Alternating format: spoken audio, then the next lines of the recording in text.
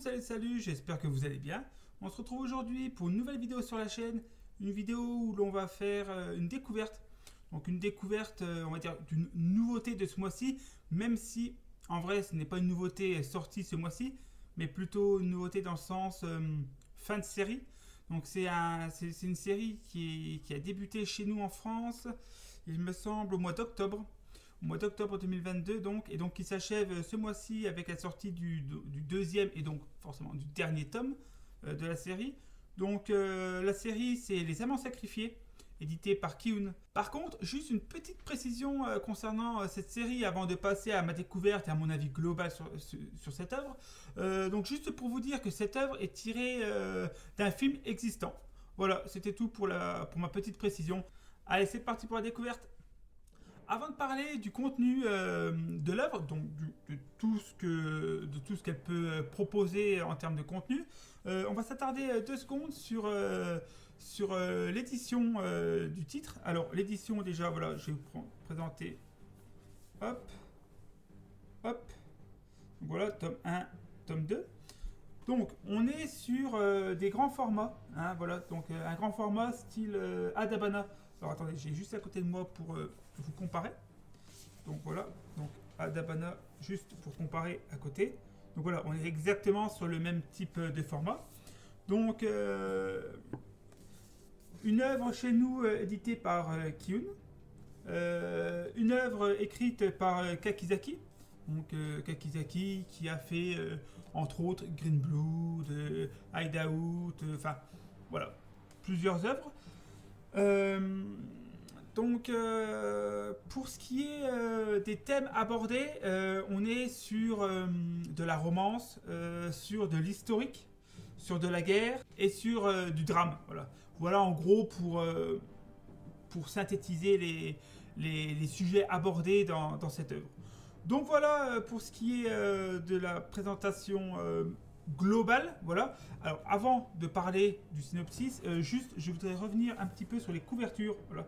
Les couvertures, alors très jolies, mais quand on a fini l'œuvre, on comprend encore mieux pourquoi ces couvertures ces couvertures sont comme ça. Voilà. Et enfin, du moins c'est mon point de vue. Je trouve que à la fin de notre lecture, on comprend mieux pourquoi ces postures, pourquoi ces expressions de visage, et voilà. Donc voilà pour notre présentation globale des livres. Maintenant, on va parler donc du synopsis. Alors pour ce qui est du synopsis, donc l'histoire de l'œuvre. Alors on se situe dans un Japon dont juste avant que celui-ci rentre en guerre lors de la Seconde Guerre mondiale, donc on est en 1940. Nous, on se situe à Kobe. Nos deux principaux protagonistes, donc, qui sont ces deux personnes, donc elle, Satoko, et lui, c'est Yusaku. Voilà. Donc c'est un couple. C'est un jeune couple qui s'aime, voilà. Donc on va les suivre dans ce contexte, on va dire politique, géopolitique, un petit peu mouvementé, on va dire ça comme ça. C'est dans un Japon où on commence à fermer les frontières, où on commence à instaurer une dictature. On est voilà, dans un Japon où on sent le vent tourner, comme on va dire. Donc lui est dirigeant d'une entreprise. Alors c'est une entreprise de père en fils, une entreprise d'import-export. Et un beau jour, il va dire donc à Satoko, donc sa compagne, il va lui dire qu'il va partir un petit mois, il me semble, je suis plus sûr du temps, mais un petit mois, il va partir en Mandchourie. Donc la Mandchourie qui est un territoire chinois, mais sous occupation ou influence, si on peut dire, japonaise. Donc il va partir là-haut parce que, comme prétexte, que les affaires sont bonnes là-haut, qu'il y a vraiment de l'argent à se faire là-bas. Et donc voilà, donc il va partir là-haut avec son neveu, Fumio. Fumio qui travaille donc dans son entreprise aussi. Et donc ils vont partir les deux. Et lorsqu'ils vont revenir, Satoko va s'apercevoir qu'ils ont changé de comportement. Notamment, tout va commencer avec donc Fumio, le neveu de Yusaku, qui va se mettre. Donc, il va démissionner. Il va arrêter son boulot dans l'entreprise de son oncle pour se mettre à l'écriture d'un livre. Voilà, donc ce qui est assez étonnant, puisque là on est sur deux trucs très très différents, et du jour au lendemain, vraiment. Donc déjà là, elle va se poser pas mal de questions, se demander pourquoi et tout et tout. Alors c'est une personne qui fait vraiment confiance à son homme, donc si son homme ne dit rien de spécial, bon bah c'est tout, elle va pas forcément chercher à savoir. Par contre, après, elle va se rendre compte que Yusaku commence à changer un petit peu dans sa manière d'être, dans sa manière de raisonner. Donc elle va commencer à poser des petites questions. Et donc on va rentrer doucement mais sûrement dans, voilà, dans le fond dans le fond du sujet. Et après, voilà, je ne vais pas vous raconter plus, mais après, il faut découvrir par vous-même. Donc, voilà pour le synopsis voilà, de l'œuvre. Maintenant, on va parler donc, de mon ressenti. Alors, pour ce qui est de mon ressenti, donc, il faut savoir que déjà, de base, moi, je suis une personne qui aime beaucoup l'histoire. J'aime beaucoup les romans historiques ou les documentaires historiques. Donc, il est vrai que quand j'ai vu ce titre apparaître chez Kiyun, je me suis dit... Ouais, ça m'intéresse, donc je le voulais. Et je me suis dit, c'est en 2 tomes, donc je vais attendre la fin globale du titre pour pouvoir me le lire tout d'un coup. Et alors, qu'est-ce que j'en ai pensé? Alors, c'était excellent. J'ai trouvé ça excellent, la manière dont l'histoire est traitée. Parce que c'est vrai que nous, Français, on a plus tendance à voir la Seconde Guerre mondiale d'un côté, on va dire, européen, même si on apprend quand même certaines choses, notamment pour la guerre du Pacifique. Mais c'est vrai que, voilà, on sait les choses comme Nagasaki, Hiroshima, Pearl Harbor, de tête, voilà, hein, les grandes lignes qu'on nous apprend. Il y en a d'autres, mais ça ne me vient pas forcément en tête maintenant. Et là, il y a un fait de l'œuvre qui en fait va être le centre névralgique de tout, de tous nos personnages.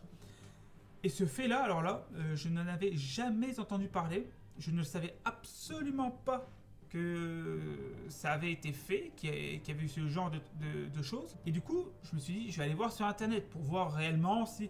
Et oui, effectivement, c'est un vrai fait historique. Et ce qui est très intéressant aussi, donc, par rapport au fait historique, c'est que on va suivre, donc plus l'histoire va avancer, et plus en avançant, on va nous apprendre, on va nous mettre le contexte, le vrai contexte, les lois qui ont été votées par le Japon, ce qui a été entrepris par l'État japonais pour la Seconde Guerre mondiale. Voilà pour ce que j'étais en train de vous dire, les pages où on suit vraiment la trame historique, voilà, où on nous raconte les décisions qui sont prises, on va dire, politiquement par l'État japonais.